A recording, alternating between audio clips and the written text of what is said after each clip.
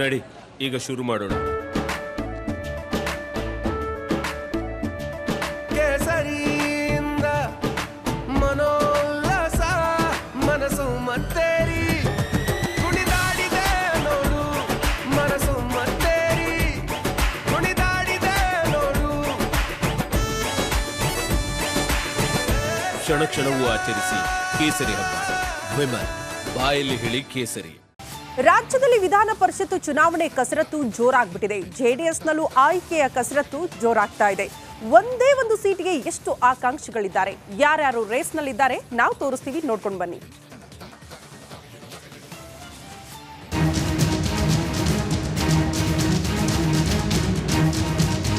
ವಿಧಾನ ಪರಿಷತ್ ಚುನಾವಣೆಗೆ ಜೆಡಿಎಸ್ ನಾಯಕರು ತಯಾರಿ ನಡೆಸುತ್ತಿದ್ದಾರೆ. ಪರಿಷತ್ನಲ್ಲಿ ಜೆಡಿಎಸ್ಗೆ 1 ಸ್ಥಾನದ ಅವಕಾಶ ಸಿಕ್ಕಿದ್ದು 3 ಆಕಾಂಕ್ಷಿಗಳು ರೇಸ್ನಲ್ಲಿದ್ದಾರೆ. ಹೀಗಾಗಿ ಯಾರಿಗೆ ಟಿಕೆಟ್ ನೀಡಬೇಕೆಂದು ದಳಪತಿಗಳು ಚರ್ಚೆಯಲ್ಲಿದ್ದಾರೆ. ಈ ಬಾರಿಯ ಪರಿಷತ್ ಟಿಕೆಟ್ ನಮಗೆ ಸಿಗಬೇಕೆಂದು ಈಗಾಗಲೇ ಹಲವರು ಲಾಬಿ ನಡೆಸಿದ್ದಾರೆ. ದೇವೇಗೌಡರು ಹಾಗೂ ಕುಮಾರಸ್ವಾಮಿ ಬಳಿ ತಮಗೆ ಮಣೆ ಹಾಕಬೇಕೆಂದು ಕರ್ಚೀಫ್ ಹಾಕಿದ್ದಾರೆ. ಹೀಗಾಗಿ ಯಾರಿಗೆ ಟಿಕೆಟ್ ಕೊಡ್ತಾರೆ ಅನ್ನೋದು ಭಾರಿ ಕುತೂಹಲವಾಗಿದೆ. ಪರಿಷತ್ ಟಿಕೆಟ್ ಆಕಾಂಕ್ಷಿಗಳಾಗಿ ಜವರಾಯಗೌಡ ಲಾಬಿ ನಡೆಸುತ್ತಿದ್ದಾರೆ. ಯಶವಂತಪುರದಲ್ಲಿ ಪಕ್ಷದ ಸಂಘಟನೆಗೆ ಹೆಚ್ಚಿನ ಕೆಲಸ ಮಾಡಿದ್ದು ಪರಿಷತ್ ನೇಮಿಸುವಂತೆ ಒತ್ತಾಯಿಸಿದ್ದಾರೆ. ಎಚ್ಡಿಕೆ ಬಳಿ ಲಾಬಿ ಮಾಡುತ್ತಿದ್ದಾರೆ. ಇನ್ನು ಅವಧಿ ಮುಕ್ತಾಯವಾಗುತ್ತಿರುವ ಬಿಎಂ ಫಾರೂಕ್ ಅವರಿಂದ ಇನ್ನೊಂದು ಅವಧಿಗೆ ಮುಂದುವರಿಸಲು ದೇವೇಗೌಡರ ಬಳಿ ಮನವಿ ಮಾಡಿದ್ದಾರೆ. ಇತ್ತ ಕುಪೇಂದ್ರ ರೆಡ್ಡಿ ಸಹ ಲಾಬಿ ಮಾಡಿದ್ದಾರೆ. 1 ಸೀಟ್ಗೆ 3 ಲಾಬಿ ಮಾಡುತ್ತಿದ್ರು. ಜವರಾಯಗೌಡ ಪರ ಕುಮಾರಸ್ವಾಮಿ ಒಲವು ತೋರುತ್ತಿದ್ದಾರೆ ಎನ್ನಲಾಗ್ತಿದೆ. ಬಹುತೇಕ ಜವರಾಯಗೌಡ ಜೆಡಿಎಸ್ನಿಂದ ಪರಿಷತ್ಗೆ ಆಯ್ಕೆಯಾಗುವ ಸಾಧ್ಯತೆ ಇದೆ. ರಿಪಬ್ಲಿಕ್ ಕನ್ನಡ.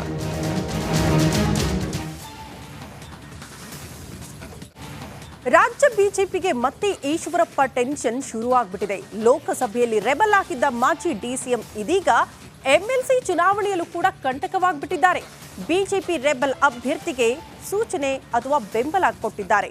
ಈ ಕುರಿತ ಒಂದು ರಿಪೋರ್ಟ್ ಇದೆ, ಬನ್ನಿ ನೋಡ್ಕೊಂಡು ಬರೋಣ.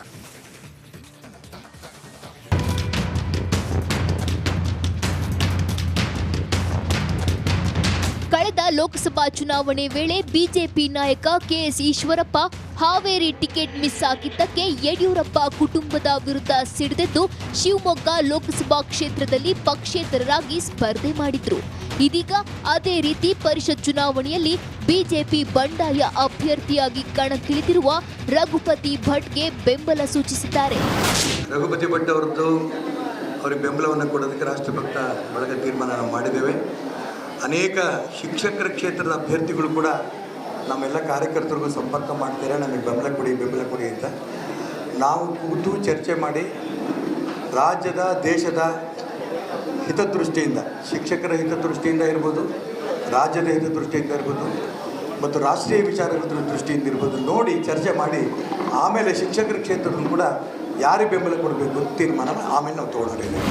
ಕಳೆದ ವಿಧಾನಸಭಾ ಚುನಾವಣೆಯಲ್ಲಿ ಟಿಕೆಟ್ ಕೈತಪ್ಪಿತ್ತು. ಆಗಲೂ ಸುಮ್ಮನಿದ್ದ ರಘುಪತಿ ಭಟ್ ನೈಋತ್ಯ ಪದವೀಧರ ಪರಿಷತ್ ಚುನಾವಣೆಯಲ್ಲಿ ಬಿಜೆಪಿ ರೆಬಲ್ ಅಭ್ಯರ್ಥಿಯಾಗಿ ಸ್ಪರ್ಧಿಸಿದ್ದಾರೆ. ಕಳೆದ ಲೋಕಸಭಾ ಚುನಾವಣೆಯಲ್ಲಿ ಇದೇ ಈಶ್ವರಪ್ಪ ವಿರುದ್ಧ ಸಮರ ಸಾರಿದ್ದ ರಘುಪತಿ ಭಟ್ ಇದೀಗ ಇದೇ ಈಶ್ವರಪ್ಪರ ಬೆಂಬಲ ಪಡೆದು ಚುನಾವಣೆಯಲ್ಲಿ ಸ್ಪರ್ಧಿಸುತ್ತಿದ್ದಾರೆ. ಅಭ್ಯರ್ಥಿ ನಾನು ಚುನಾವಣೆ ಸ್ಪರ್ಧೆ ಮಾಡುವವರೆಗೆ ಅದು ಯಾಕೆ ಇದರಿಂದ ನಿಂತೆ ಇದರಿಂದ ಸೋತು ಯೋಚನೆ ಮಾಡಿದೆ. ಈಗ ಅದು ಯಾವುದಿಲ್ಲ. ಈಗ ನಾನು ನಿಂತದ್ದು ಗೆದ್ದು ಕೆಲಸ ಮಾಡಿ, ಇಷ್ಟೇ ನಾನು, ಮತ್ತೆ ಬೇರೆ ಯಾವ ವಿಷಯವಿಲ್ಲ. ನಾವು ಗೆಲ್ಲೋಣ. ವಿಧಾನ ಪರಿಷತ್ನಲ್ಲಿ ಕಾರ್ಯಕರ್ತರ ಧ್ವನಿ ಮತ್ತು ಪದವೀಧರ ಧ್ವನಿಯಾಗಿ ಇದು ನಾನು ಹೇಳ್ತಾ ಮತ್ತೊಮ್ಮೆ ನಾನು ಈಶ್ವರಪ್ಪನವರು ನನಗೆ ರಾಷ್ಟ್ರಭಕ್ತರ ಬಳಗದ ಒಂದು ಬೆಂಬಲವನ್ನು ಕೊಟ್ಟಿರ್ತಕ್ಕಂಥದ್ದು ನಮಗೆ ದೊಡ್ಡ ಬಲ ಬಂದಿದೆ. ಬಿಜೆಪಿ ಶುದ್ಧೀಕರಣವಾಗಬೇಕು, ಹೀಗಾಗಿ ನಮ್ಮ ಹೋರಾಟ ಇದ್ದೇ ಇರುತ್ತೆ ಎಂದು ಈಶ್ವರಪ್ಪ ಹೇಳುವ ಮೂಲಕ ಪರಿಷತ್ ಫೈಟ್ನಲ್ಲೂ ಕೇಸರಿ ಪಡೆಗೆ ಕಂಟಕವಾಗಿದ್ದಾರೆ. ಕ್ಯಾಮರಾ ಪರ್ಸನ್ ಚಿರಾಗ್ ಜೊತೆ ಬಿ